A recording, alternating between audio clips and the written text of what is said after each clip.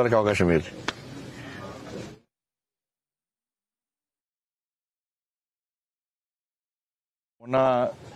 నిన్న మొన్న కురిసినటువంటి వర్షాల వల్ల చాలా ప్రాంతాల్లో కేంద్రాల్లో ఉన్నటువంటి ధాన్యం తడవడం వల్ల రైతులు చాలా ఇబ్బంది పడేటువంటి పరిస్థితి వచ్చింది. నిన్న కూడా నేను వీర్నపల్లి మండలంలో పోయినప్పుడు కూడా ఇక్కడ పూర్తిగా ధాన్యం తడిచిపోయింది. ఆడ ఎల్కతుర్తి ఈరోజు రావడం జరిగింది. ఇక్కడ కూడా కొంత ధాన్యం. అయితే దీనిలో అసలు విషయం ఏంటంటే ధాన్యం తడిసిందని చెప్పి బయట తెలిసిన వెంటనే కొంత ధాన్యం తడిసినప్పుడు కూడా అధికారులు వచ్చి చూస్తారు. అధికారులు ఒక్కసారి 2 సార్లు 3 సార్లు వచ్చి చూసిపోతారు. పాపం చూసిపోయిన వెంటనే ఈ దళారులు వీళ్ళందరూ ఏం చేస్తారంటే ఈ ఎల్కతుర్తి సెంటర్లో మొత్తం ధాన్యం తడిసింది కాబట్టి 10 కిలోలు కటింగ్ పెట్టాలి. ఆ ధాన్యం తడవకుండా కూడా ఈడ కొంత తడిసింది, అధికారులు వచ్చి చూస్తారు. చూసిన వెంటనే ఏం చేస్తారంటే అరే ఈ సెంటర్లో మొత్తం ధాన్యం తడిసింది కాబట్టి 6 కిలోలు 10 కిలోలు 8 కిలోలు కటింగ్. ధాన్యం తడిసిందా తడవలేదా అని చూస్తలేరు. ఈ సెంటర్ నుంచి వచ్చే ధాన్యం మొత్తం వడ్లు మొత్తం తడిసినాయని చెప్పి ఇక్కడ గంప గుత్తగా తగ్గించే ప్రయత్నం చేస్తున్నారు. అంటే అధికారులు వచ్చి చూడడం కూడా తప్పైపోతుంది. పాపం ఆ అధికారులే బాధపడుతున్నారు. నేను వచ్చి చూసినా మాకు సమాచారం వచ్చింది, మేము వచ్చి చూసినాం. కొంత ఒక 2-3 ప్రాంతాలు తడిసింది అంతే. కానీ ఈ ప్రాంతంలో మొత్తం వడ్లన్నీ తడిసినాయి కాబట్టి తడిసిన వడ్లు మేము కొనం, మేము తీసుకోము. తీసుకోవాలంటే 5 కిలోలు 6 కిలోలు 8 కిలోలు కటింగ్. ఇది అవకాశంగా దొరికింది వాళ్ళకి. కానీ దీని మీద ప్రభుత్వం చాలా సీరియస్ గా వివరించాల్సిన అవసరం ఉంది. ఎందుకంటే వడ్లు తడిసినప్పుడు కూడా ఎలాంటి కోత లేకుండా కటింగ్ లేకుండా పండించిన ప్రతి గింజ ప్రభుత్వం మీద ఉంది. ప్రభుత్వం కొనాల్సిన బాధ్యత ప్రభుత్వం మీద ఉంది. ఇక్కడ ఇప్పుడే ఒక రైతు కౌలు తీసుకున్నాయనే తాళ్ళు మొత్తం పట్టించాడు. తాళ్ళు మొత్తం 2 కిలోలు ఆర్డర్ 2 కిలోలు 6 కిలోలు కొన్ని ప్రాంతాలు 6 కిలోలు కటింగ్. తాళ్ళు పట్టించాడు. తాళ్ళు పట్టేయడానికి 5,000 రూపాయలు ఖర్చు పెట్టిన ఆయన 5,000 రూపాయలు ఖర్చు పెట్టి తాళ్ళు పట్టించాడు. తాళ్ళు పట్టించినా కూడా మళ్ళీ ఇక్కడ 3 కిలోలు అక్కడ 3 కిలోలు 6 కిలోల కటింగ్ మళ్ళీ వాళ్ళకు. కానీ ప్రభుత్వం మీదకి మేము ఈ చర్యలు తీసుకుంటున్నాం ఆ చర్యలు తీసుకుంటున్నాం అని చెప్పి ప్రభుత్వం చెప్తుండగా ఎక్కడ చర్యలు తీసుకున్న దాఖలాలు లేవు. వాళ్ళ రైతుల పరిస్థితి ఇలా ఆగమ గోచరంగా మారింది. ఇది అలవాటైపోయింది. ఇక ప్రభుత్వం గంపగుత్తగా ఇక దళారులు కానీ వీళ్ళందరూ కూడా రైస్ మిల్లర్స్ వీళ్ళందరూ కూడా గంపగుత్తనట్టు ఇక 6 కిలోల కటింగ్ గ్యారంటీ. మేము 10 కిలోలు కటింగ్ అనుకున్నాం కానీ మీకు మాత్రం 6 కిలోలు కటింగ్ పెడుతున్నాం అని చెప్పి కటింగ్ 6 కిలోల కటింగ్ గంపగుత్తగా అయిపోయింది. అది ఇది రైతులకు అట్నే విధంగా అలవాటు చేసే ప్రయత్నం చేస్తున్నారు.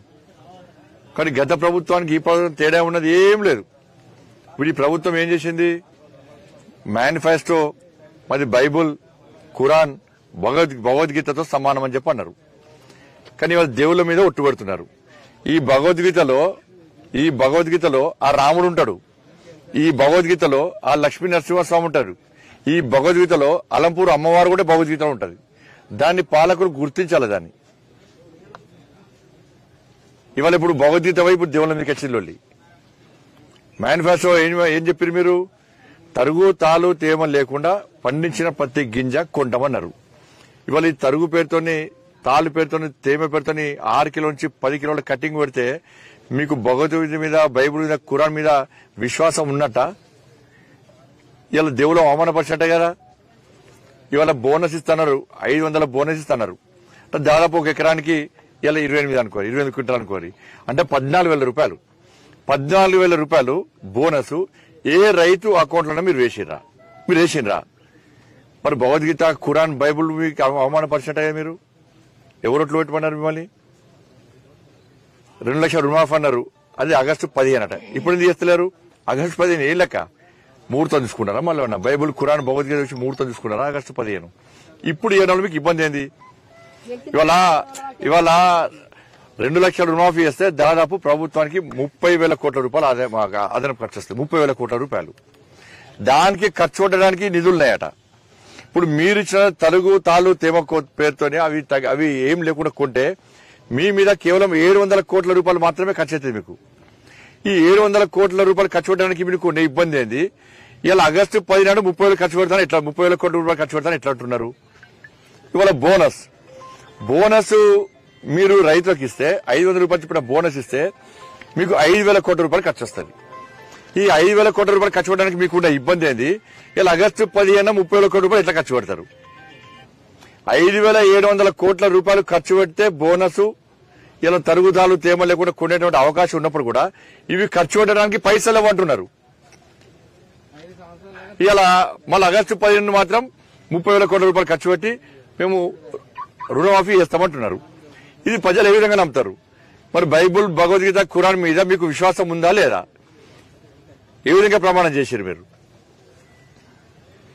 ఇలాగా రైతులకు, కౌలు రైతులకు ఇలా 15,000 రూపాయలు అకౌంట్లో ఇస్తున్నారు. ఏమైంది? రైతు కులకు 12,000 రూపాయలు ఇస్తున్నారు. ఏమైంది? కాబట్టి ఇవన్నీ కూడా మీది మాటలు చెప్పి తప్పించుకునే ప్రయత్నం చేస్తున్నారు. ఇక్కడ చాలా ప్రాంతాల్లో ఇలా కనీసం సెంటర్లో కనీస సౌకర్యాలు, కొనుగోలు సరైన దిశగా ఇలా పనులు కొంటలేరు, రైతులను బెదిరిస్తున్నారు, దళారీ వ్యవస్థను పూర్తి స్థలం తీవ్రతరం చేశారు. ఇవాళ లాస్ట్కు ఈ ప్రభుత్వం కొంటదా కొనదా, మా బ్యాంక్ అకౌంట్లో పైసలు పడే కూడా గ్యారంటీ లేదని చెప్పి భయపడ్డ రైతులు ఇలా 1600కు 1700కు బయట మార్కెట్లో అమ్ముకునే పరిస్థితి వచ్చింది.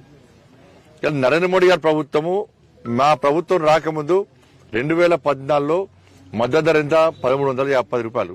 ఇవాళ ఎంత? 2200 రూపాయలు. రైతు ఆదాయాన్ని రెట్టింపు చేసే ఆలోచనతో నరేంద్ర మోడీ ప్రభుత్వం చూస్తుంటే, గతంలో బీఆర్ఎస్ పార్టీ ప్రభుత్వం నడ్డి విరిచింది, ఇప్పుడు కాంగ్రెస్ పార్టీ ప్రభుత్వం ఇంకా నడ్డి విరుస్తూనే ఉన్నది. అందుకే రైతాంగం ఆలోచించాలి. ఇవాళ మీకు యూరియా విషయంలో కానీ, డిఏపి విషయంలో కానీ ఇలా సబ్సిడీ ఇచ్చేది నరేంద్ర మోడీ గారి ప్రభుత్వం. 2014 నుంచి ఇప్పటి వరకు మద్దతు ధర చూడండి ఇవాళ ఎంత పెరిగింది. ఇప్పుడు రైతు ఆదాయాన్ని రెట్టింపు చేసే నరేంద్ర మోడీ గారి ప్రభుత్వం ఉంది. ఇవాళ నరేంద్ర మోడీ గారు ప్రధానమంత్రి కాకుంటే, భారతీయ జనతా పార్టీకి ఓటేకుంటే ఈ సబ్సిడీలన్నీ కూడా ప్రభుత్వాలు ఎత్తేసే ప్రమాదం ఉంది. అంటే అదనంగా ఒక్కొక్క రైతుకు ఒక్క ఎకరానికి 20,000 రూపాయలకు పైగా అదనపు భారం పడేటువంటి ప్రమాదం ఉంది. కానీ అన్ని వాస్తవాలు ఆలోచించండి ఇవాళ. కానీ ఇప్పటికైనా కాంగ్రెస్ పార్టీ ప్రభుత్వం పండించిన ప్రతి గింజ కొనాల్సిన బాధ్యత మీ మీద ఉంది. తరుగుతాలు తేమ పేరుతోని వేధించకండి. బోనస్ పక్కా ఇవ్వాలి. మీకు బైబుల్, ఖురాన్, భగవద్గీతలు మీకు పవిత్రమైన అయితే, ఆ విశ్వాసం నమ్మకం ఉంటే, దానిలో మీకు దేవుడు కనబడితే మీరు వెంటనే మీరు ఇచ్చిన హామీలను అమలు చేయాలి.